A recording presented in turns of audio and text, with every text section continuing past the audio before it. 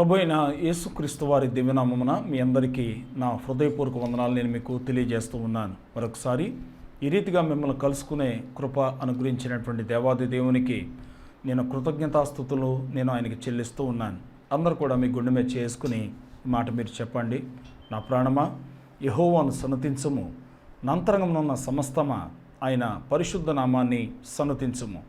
నా ప్రాణమా యెహోవాను సన్నతించుము, ఆయన చేసిన ఉపకారములలో దేనిని మరువకము. ప్రియులరా, దేవాది దేవుని కృప మన పట్ల ఉంది గనుక మనము ఒక దినము దాటి మరొక దినంలోనికి వెళుతున్నాము అని అంటే కేవలము ఈ ప్రాణం, నేనైతే చెప్పుకుంటాను ఈ మాట, ఈ ప్రాణం దేవుడు నాకు పెట్టినటువంటి భిక్ష అని చెప్పుకోవడానికి నేను ఇష్టపడుతూ ఉన్నాను. ప్రియులరా, గత దినాల్లో మనం ఎబ్బేజు ప్రార్థన గురించి కొన్ని విషయాలు వాక్యాలను మనము ధ్యానం చేశాం. అందులో ఏ రీతిగా మనం ప్రార్థన చేయాలి, సరిహద్దులు ఎలా విశాలపరచాలి, దేవుని చెయ్యి మనకి ఎలాగా తోడుగా ఉండాలి, ఏ కీడు రాకుండా దేవుడు మనల్ని ఎలా తప్పించాలి అనే విషయాలను కొన్నిటిని మనము ధ్యానం చేస్తూ ప్రార్థన అనే ఒక అంశాన్ని నేను మీ ముందు పెట్టాను. ప్రియులారా, దయచేసి ఇదేనన్న మరి యొక్క ఆత్మీయ గుణములు అనే మాటను గూర్చి కొన్ని విషయాలు మీతో పంచుకోవడానికి నేను ఇష్టపడుతూ ఉన్నాను. ఆత్మీయ గుణము అని అంటే ఆత్మీయత లక్షణాలు. అపోస్తలుడైనటువంటి యోహాను గారు ఐదు పుస్తకాలు ఆయన క్రొత్త నిబంధనలో రాశాడు. ఏంటివి అని అంటే యోహాను సువార్త, మొదటి యోహాను పత్రిక, రెండో యోహాను పత్రిక, మూడో యోహాను పత్రిక, ప్రకటన గ్రంథం. ఈ 5 పుస్తకాలు రాస్తూ 3వ పత్రికలో ఆయన అంటూ ఉంటాడు, ప్రియుడా, నువ్వు ఆత్మలో వర్ధిల్లుచున్న ప్రకారము నువ్వు అన్ని విషయంలో కూడా నువ్వు వర్ధిల్లుతూ ఉండు అనే మాట ఆయన తెలియజేస్తూ ఉంటాడు. క్రైస్తవ జీవితంలో మేము ప్రభువుని నమ్ముకున్నాం, యేసు ప్రభునందు విశ్వాసం ఉంచాం, మందిరానికి వెళుతూ ఉన్నాం, ఉపవాస ప్రార్థన చేస్తూ ఉన్నాం అని చెప్తూ ఉన్నారు. చాలా మంచిది. కానీ ఆత్మీయంగా నువ్వు ఎంతవరకు ఎదిగావో అది ఆలోచన చేయాలి. ఉదాహరణకి ఒక గులాబీ అంటు లేక గులాబీ చెట్టు మీ ఇంటి దగ్గర మీరు వేసుకుంటే దాన్ని మట్టిలో కప్పెట్టిన తర్వాత అది పెరగడానికి నీళ్లు పోస్తారు. చాలామంది ఉల్లిపాయ యొక్క రెమ్మలను లేక ఉల్లిపాయ వాటికి ఉన్నటువంటి పైతోలును వాటికి వేస్తూ ఉంటారు. చాలామంది టీ పొడి కూడా వాడుతూ ఉంటారు. ప్రియులారా, ఎందుకు అనంటే అది ఎదిగి ఫలించిన తర్వాత దాని పుష్పములు వచ్చిన తర్వాత నేను దీనిని ఈ రీతిగా పెంచాను అని మీరు సంతోషపడుతూ ఉంటారు. అలాగుననే దేవుడు కూడా మన దగ్గర కోరుకునేది ఏంటి అనంటే ఆధ్యాత్మికంగా మనం ఎలా వర్ధిల్లాలి అనే మాట. ప్రియులరా, పరిశుద్ధ బైబిల్ గ్రంథంలో ఈ రోజున మనం నేర్చుకోబోతున్నటువంటి వాక్య భాగంలోనికి మనం వెళుతూ ఉన్నాం. దానియేలు జీవితంలో ఉన్నటువంటి ఆత్మీయ గుణాలు ఒక్కొక్కటిగా ఒకరోజు లేకపోతే 2 రోజులు మీకు వివరించడానికి నేను ప్రయత్నం చేస్తూ ఉంటాను. ప్రియులరా, ఈ దానియేలు గ్రంథాన్ని మనం చదువుతున్నప్పుడు అందులో మనకు కనబడే ప్రాముఖ్యమైన వ్యక్తులు కనబడతారు. షడ్రెక్కు, మేషెక్కు, అబేద్నెగోలు, దానియేలు. వీళ్ళందరూ ఎక్కడి వారు అనంటే దానియేలు 17వ సంవత్సరంలో, వినండి మాట, 17వ సంవత్సరంలో బబులోనికి అనగా బబులోను దేశానికి చెరగా కొనుపోబడినటువంటి వాడు ఎవరు అనంటే ఈ ప్రవక్త అయినటువంటి దానియేలు అనే విషయాన్ని దేవుని బిడ్డలు గమనించవలసిన వారమై ఉన్నాం. దానియేలు పడినటువంటి శ్రమలు ఒకవేళ ఈ రోజున క్రైస్తవులు అనుభవించవలసి వస్తే, ఒకవేళ షడ్రక్కు, మేషక్కు, అబేద్నెగో వాళ్ళు పడినటువంటి శ్రమలు అనుభవించవలసి వస్తే ఎంతమంది ఆత్మీయ స్థితిలో, ఎంతమంది సంఘములో, ఎంతమంది క్రైస్తవ జీవితంలో నిలబడగలరో అని వీళ్ళను ఉదాహరణగా తీసుకుని మనం మాట్లాడగలుగుతూ ఉంటాం. ప్రియులరా, దానియేలుని ఏం చేశారు? సింహబోన్లో పాడేశారు. సింహాలు సైలెంట్ అయిపోయాయి. దానియేలు దేవునికి ప్రార్థన చేయడం ప్రారంభించాడు. నేనంటూ ఉన్నాను, ప్రార్థన పరిస్థితులను మారుస్తూ ఉంది గనుక దేవాది దేవుడు అటువంటి సింహాల నోటిని మూయించినటువంటి వాడు అని చెప్పడానికి నేను ఎటువంటి సందేహం లేకుండా ఈ మాట నేను మీకు తెలియజేస్తూ ఉన్నాను. ఇక్కడ దానియేలు గ్రంథం 1వ అధ్యాయం, ఎందుకు దానియేలు అంతగా దీవించబడ్డాడు అని చెప్పడానికి కొన్ని కారణాలు మనం వెతుక్కోవాలి. ప్రియులరా, దానియేలు గ్రంథం 1వ అధ్యాయం 8వ వచనం, రాజు భుజించు భోజనమును పానమును చేయు ద్రాక్షారసమును పుచ్చుకొని తన్ను అపవిత్రపరచకూడదని దానియేలు ఉద్దేశించి తాను అపవిత్రుడు కాకుండానట్లు వాటిని పుచ్చుకొనకుండా సెలవిమ్మని నపుంసకుల అధిపతిని వేడుకొనగా అని రాస్తూ ఉన్నాడు. ప్రియులారా, ఇక్కడ జరిగినటువంటి ఈ సందర్భాల్ని మనము చాలా జాగ్రత్తగా దానియేలు గ్రంథంలో మనము ధ్యానిస్తూ ఉంటే, రాజులు పెట్టినటువంటి భోజనం నాకు అవసరం లేదు, ఎందుకనంటే వాటిని నేను భుజించకూడదు అని చెప్పి బైబిల్ గ్రంథం రోమా పత్రికలో పౌలు గారు అంటాడు, భోజనము నిమిత్తం దేవుని పనిని లేక దేవుని పరిశుద్ధతను పాడు చేయకూడదు అనే విషయాన్ని దేవుని బిడ్డలు జ్ఞాపకం చేసుకోవలసినటువంటి వారమై ఉన్నాం. అంటే ఇక్కడ రాజైనటువంటి వాడే ఆజ్ఞ ఇచ్చి భోజనం పెట్టండి అని అంటే భోజనము నేను తినను అనే ధైర్యమైనటువంటి స్థితికి వచ్చినటువంటి వాడు ఎవరు అనంటే దానియేలు అని చెప్పడంలో ఏమాత్రం సందేహం లేదు. ప్రియులారా, ఈ రోజున మనుషుడు సాతానుడు మనుషుని 3 రకాలుగా కొంటూ ఉన్నాడు. ఎలాగా అనంటే ఆహారం ద్వారాగా, 2 డబ్బు ద్వారాగా, 3 ఒక స్త్రీ ద్వారాగా కొంటూ ఉన్నాడు. అంటే వాడి రాజ్యంలోనికి రప్పించుకుంటూ ఉన్నాడు. చాలామంది ఈ రోజున సేవకులు కానీ విశ్వాసులు కానీ తమ ఆత్మీయ స్థితిని కోల్పోయేది ఎక్కడా అనంటే ఈ 3 విషయాల్లోనే మనము వాక్యంలో మనం చూడగలుగుతూ ఉంటాం. బైబిల్ గ్రంథంలో మనము యాషావు జీవితాన్ని ఆదికాండం 25వ అధ్యాయం 29వ వచనం నుండి 34వ వచనం వరకు మనం చదువుకుంటూ వెళుతూ ఉంటే, యాషావు ప్రియులరా చేసినటువంటి పని ఏంటి అనంటే తన జ్యేష్ఠత్వం కోసం లేక తండ్రిని సంతోషపెట్టడం కోసం ఆహారాన్ని రుచి చూపించాలి అని అనుకున్నాడు. దయచేసి వినండి మాట. ఆహారం నిమిత్తం, భోజనం నిమిత్తం దేవుని పనిని పాడు చేయకూడదు అని వాక్యం తెలియజేసింది కదా. ఇందులో తన జ్యేష్ఠత్వపు హక్కును ఒక భోజనం కోసం అమ్మేసుకున్నటువంటి ఏశావు లాంటి భ్రష్టుడు మీలో ఉంటాడేమో చూసుకోండి అని వాక్యం స్పష్టంగా తెలియజేస్తూ ఉంది. వాక్యం వింటున్న దేవుని బిడ్డలారా, చాలామంది ఏశావులాగా తమ ఆత్మీయ జీవితాన్ని అమ్మేసుకున్నటువంటి క్రైస్తవులు అనేక మంది ఉన్నారు. అన్యుల దగ్గర తమ ప్రవర్తన ద్వారాగా తమ క్రైస్తవత్వాన్ని అమ్మేసుకున్నటువంటి అనేక మంది క్రైస్తవులు ఈ రోజున ఉన్నారు. వాళ్ళని దేవుడు దేంతో పోల్చాడో తెలుసా? ఏశావు లాంటి భ్రష్టుడు మీలో ఉంటాడో లేదో చూసుకోండి అని అన్నాడు. అంటే ప్రియులారా, ఒక్క ఆహారం కోసం తన జ్యేష్ఠత్వపు హక్కును విడిచిపెట్టేసుకున్నటువంటి ఏశావును ఒక్కసారి మనం జ్ఞాపకం చేసుకుంటే తన జీవితాన్ని నాశనం చేసుకున్నట్టుగా దేవుని యొక్క వాక్యం తెలియజేస్తూ ఉంటాడు. అతడు వెళ్ళిపోయాడు, ఎదోం పట్టణం కట్టుకున్నాడు, ఏదేదో చేశాడు. కానీ యాకోబు దీవించబడ్డానికి గల కారణం ఎందుకు అని అంటే తండ్రిని సంతోషపరిచాడు. తండ్రిని తాను ఏమైతే చేయాలనుకున్నాడో ఆ రీతిగా తండ్రిని సంతోషపరిచాడు. నేనంటూ ఉన్నాను, దేవుని బిడ్డలుగా యేసయ్యను మీ నామం ఆయన పేరట మీరు ఆయనను సంతోషింపజేస్తున్నారా లేదా మనుషుల్ని సంతోషింపజేస్తున్నారా అనే విషయాన్ని ఎవరు నువ్వు సంతోషింపజేస్తూ ఉన్నావు. అందుకే వాక్యంలో రాయబడినటువంటి మాట, ప్రియుడా నువ్వు ఆత్మలో వర్ధిల్లుచున్న ప్రకారము నీవు అన్ని విషయములలో వర్ధిల్లుచు సుఖముగా సౌఖ్యముగా ఉండాలని ఆయన కోరుకుంటూ ఉన్నాడు. భక్తుడైనటువంటి యోహాను మాట్లాడుతూ ఉన్నాడు. ప్రియులరా, ఇతడు తన జ్యేష్ఠత్వపు హక్కును ఏశావు అమ్మేసుకున్నాడు. ప్రియులారా, కానీ దానియేలు జీవితాన్ని మనం పరిశీలన చేస్తూ ఉంటే దానియేలు మేము అవసరమైతే భోజనమైనా మానేస్తామేమో తప్ప మేము మాత్రము ఆ రాజు పెట్టినటువంటి వాటిని మేము భుజించము అని డైరెక్ట్గా చెప్పేశారు.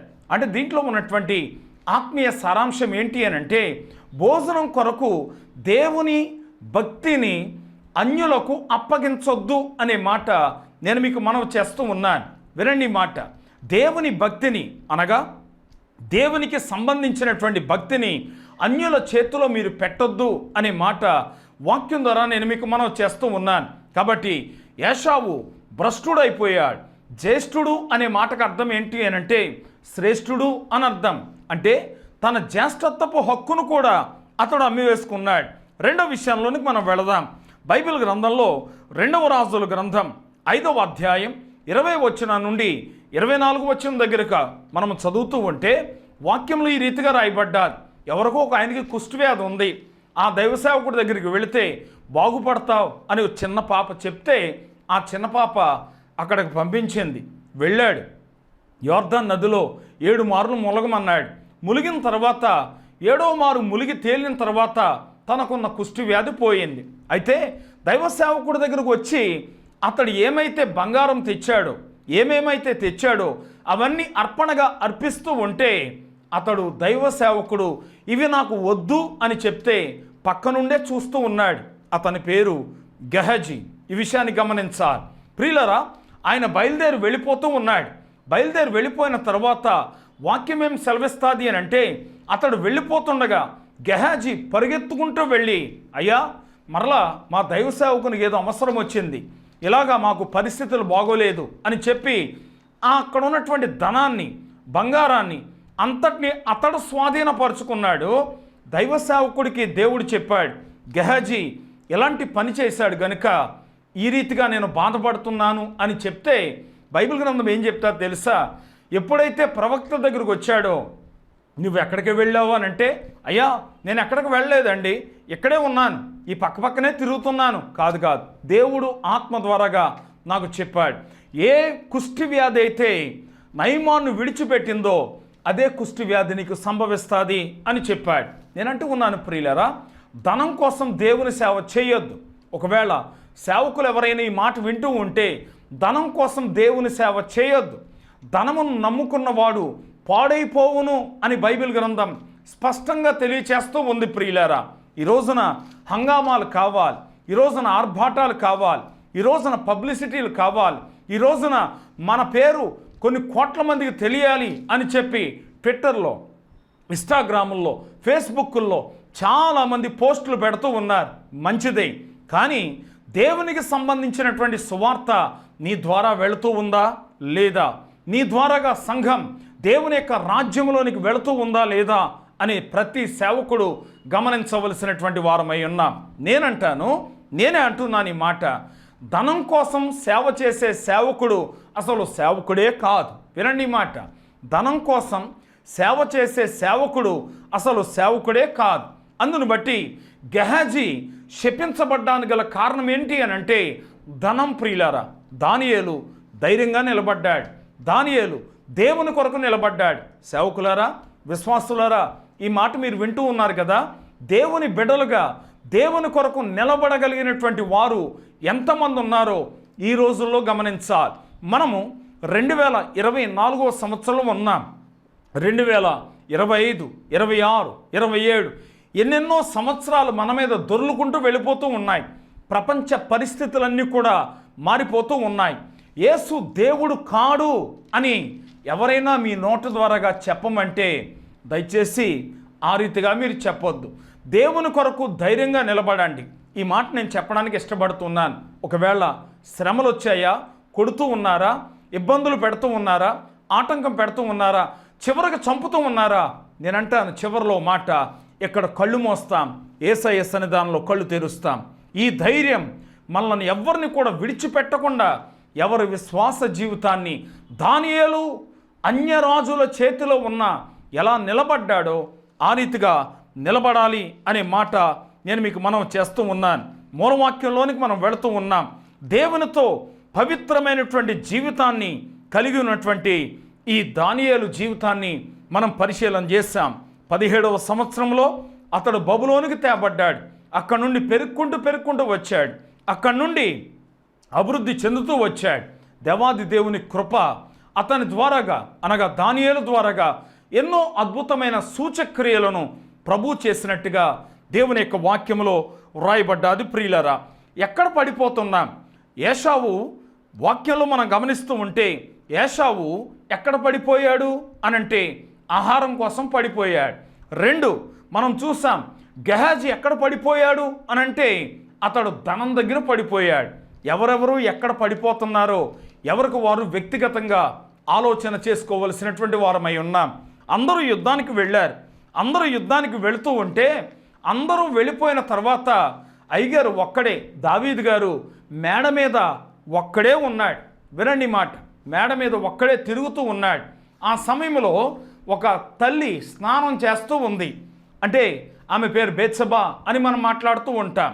ఆమె స్నానం చేస్తూ ఉంటే ఆమెతో పాపం చెయ్యాలి అనిపించి కౌరు పెట్టాడు, పాపం చేశాడు.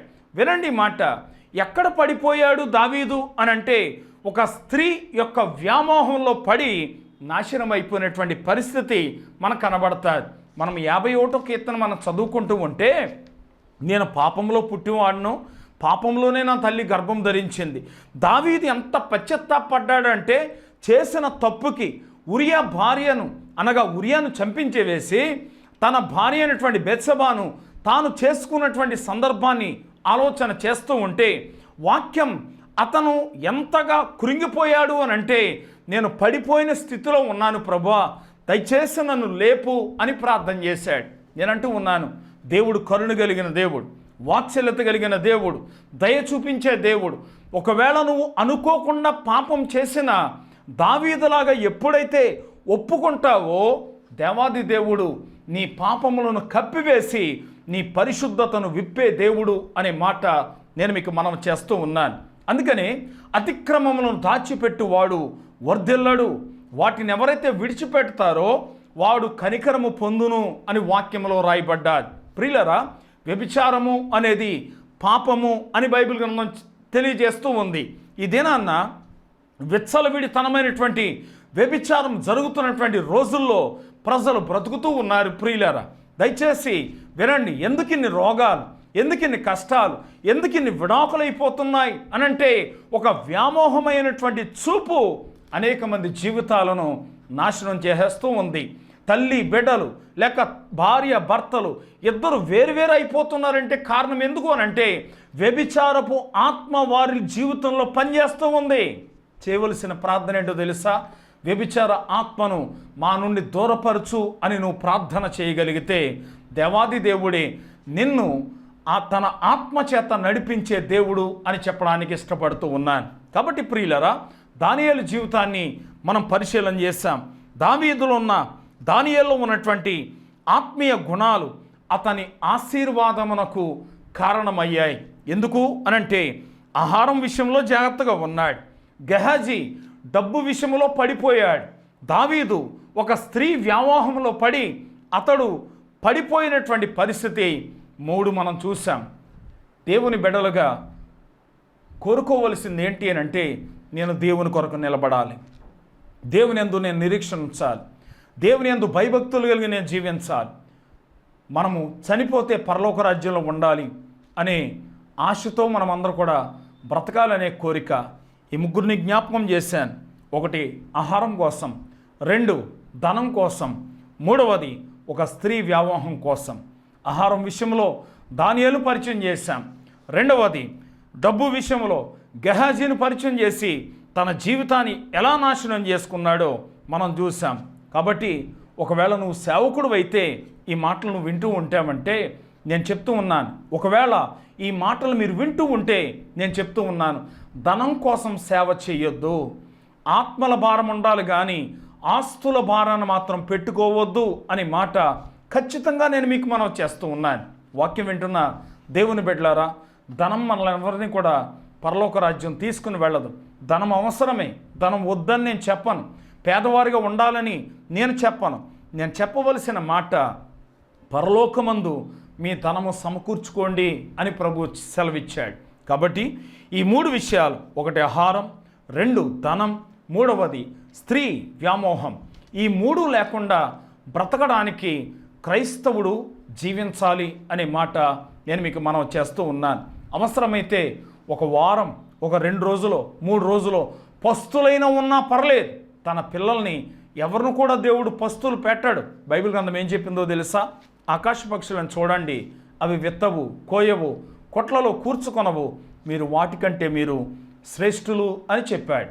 కాబట్టి ప్రియులరా, అందరికంటే దేవుడు శ్రేష్ఠులుగా మానవుల్నే చేశాడు కనుక వాటన్నిటికీ ఆహారము అనుగ్రహించే దేవుడు ఆకాశమందు ఒకడు ఉన్నాడు కనుక మనల్ని చూస్తూ ఉన్నాడు, మనల్ని పెంచుతూ ఉన్నాడు, పోషిస్తూ ఉన్నాడు, సంరక్షిస్తూ ఉన్నాడు, ఆరోగ్యం ఇస్తున్నాడు, ఆయుష్నిస్తూ ఉన్నాడు, తన కృపను మన పట్ల ఉంచుతూ ఉన్నాడు. అటువంటి కృతజ్ఞత కలిగినటువంటి కార్యములు దేవుడు మన పట్ల చేస్తూ ఉన్నాడు గనుక జీవితకాలమంతా కూడా దేవుని కొరకు కృతజ్ఞతగా బ్రతుకుందాం. అట్టి కృప పరిశుద్ధుడైన దేవుడు మనందరికీ కూడా దయచేయనుగాక. ఆమేన్. ప్రార్థన చేసుకుందాం. ప్రేమ కలిగిన మా తండ్రి, మహోన్నతుడైన దేవ, నీ నామానికి వందనాలు, స్తోత్రాలు. గడిచిన దినాలన్నింటిలో కూడా మమ్మల్ని మీరు కాపాడుకుంటూ వచ్చారు. అందుని బట్టి నీకు వందనాలు. ఈ దినాన్న 3 వ్యక్తుల గురించి మేము ధ్యానం చేస్తాం మా తండ్రి. దేవా, అందులో దానియేలు, దేవా అందులో గెహాజీ, అందులో దావీదు, పడిపోయినటువంటి వారు లేక నీ కొరకు నిలబడినటువంటి బిడ్డలు ఎవరైతే ఉన్నారో వారిని గూర్చి మేము నేర్చుకున్నాం. దయచేసి ప్రార్థన చేస్తూ ఉన్నాం మా తండ్రి. నీ కృప ద్వారాగా వాక్యం విన్నటువంటి మేమందరము కూడా ధనము మాకు అవసరమే, కానీ విస్తారమైన ధనముండుట కంటే దేవుని యందు భయభక్తులు కలిగి ఉండుట మేలని సొలొమోను గారు ఏ రీతిగా అయితే మాట్లాడారో మా తండ్రి, మాకు తగినంత ఆహారం, తగినంత ధనము మీరు మాకు దయచేయమని ప్రార్థన చేస్తూ ఉన్నాం. వాక్యం విన్న బిడ్డలందరినీ కూడా దీవించండి, ఆశీర్వదించండి. వారి కుటుంబంలో అభివృద్ధి మీ నామంలో కలుగు చేయండి. ఎందరైతే బలహీనులై ఉన్నారో ఆ బిడ్డలను మీ నామంలో మీరు ముట్టండి, స్వస్థపరచండి, ఆరోగ్యాలు దయచేయండి. మా తండ్రి, నీ నామంలో గర్భిణీ స్త్రీలు ఎంతమంది అయితే ఉన్నారో తగిన కాలం వచ్చినప్పుడు శ్రేష్టమైన కాన్పును బిడ్డలకు మీ నామంలో అందమైన బిడ్డల్ని, ఆరోగ్యమైన బిడ్డల్ని వారికి అనుగ్రహించండి. మా తండ్రి, వివాహం కావలసిన యవన బిడ్డల కొరకు ప్రార్థిస్తూ ఉన్నాం. తగిన కాలం వచ్చినప్పుడు చక్కని సంబంధములు కుదర్చబడ్డానికి సహాయము దయచేయండి. మా తండ్రి, నీ నామంలో మా ప్రభా, మా తండ్రి, చంటి బిడ్డ తల్లులు ఎవరైతే ఉన్నారో తల్లికి బిడ్డకు మంచి ఆరోగ్యం దయచేయండి.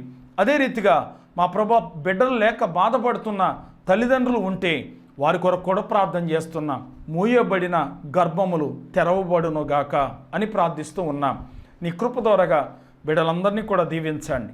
వ్యాపారం చేస్తున్న వారిని, ఉద్యోగాలు చేస్తున్న వారిని, చదువులు చదువుకుంటున్న వారిని, ఉద్యోగాల కొరకు ప్రయత్నం చేస్తున్నటువంటి వారందరికీ కూడా నీ ఆశీర్వాదం చేత నింపమని ప్రార్థిస్తూ ఉన్నాం.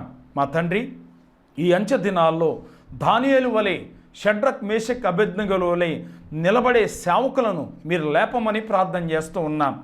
దేవా, ఇటువంటి విశ్వాసులను సంఘాలలో మీరు లేపమని ప్రార్థన చేస్తూ ఉన్నాం. నీ రాకడ సమీపంగా ఉంది మా ప్రభా. మేమందరం కూడా నీ రాజ్యంలో ఉండునట్లుగా సహాయం అనుగ్రహించండి.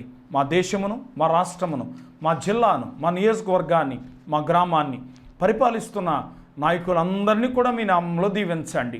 లా అండ్ ఆర్డర్ విషయంలో ప్రయాసపడుతున్న పోలీస్ డిపార్ట్మెంట్ కొరకు ప్రార్థన చేస్తూ ఉన్నాం.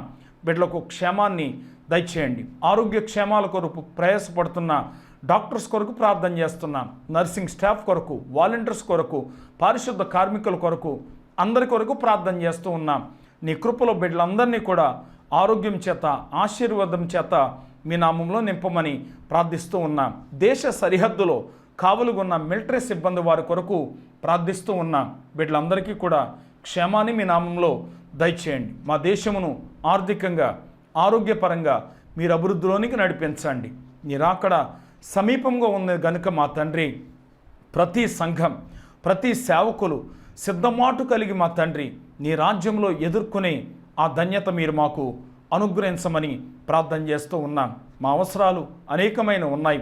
ఈ మీడియా ద్వారాగా ఎంతమంది అయితే నాతో ఏకీభవించి ప్రార్థన చేస్తూ ఉన్నారో వారి ప్రార్థనా విన్నపాలన్నీ కూడా మీ నామములో అంగీకరించమని, ప్రతి వారి పట్ల మీ సహాయాన్ని, నీ కృపను చూపించమని, సేవ చేస్తున్న సేవకులను, సువార్థికులను, సువార్థికురాండ్రను అందరినీ ఆశీర్వదించమని యేసునామమున ప్రార్థించి వేడుకుంటూ ఉన్నాము తండ్రి.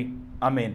తండ్రి అయిన దేవుని ప్రేమ, కుమారుడైన యేసుక్రీస్తు వాని యొక్క కృప, పరిశుద్ధాత్మ అన్యోన్య సహవాసం, ఆదరణ, సహాయం ఈ దినాన వాక్యం విన్న దేవుని బిడ్డలైన మీ అందరికీ ఆయన కృపతోడే నడిపించునుగాక. ఆమేన్. ప్రియులరా, నా ఫోన్ నెంబర్ 8008007410. మీ ప్రార్థన అవసరాల వరకు, వాక్య సలహాల కొరకు సంప్రదించండి. తప్పనిసరిగా మీకు సమాధానం ఇవ్వడానికి ప్రయత్నం చేస్తాను. దేవుడు మిమ్మల్ని దీవించునుగాక. ఆమేన్.